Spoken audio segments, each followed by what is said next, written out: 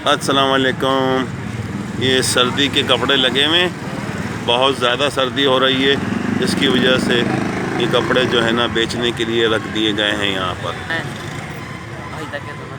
ये ख़रीदारों का रश देखें आप। आज जुम्मे का दिन है, ख़रीदार जो है वो ख़रीदारी में मसरूफ़ हैं, आप देख सकते हैं।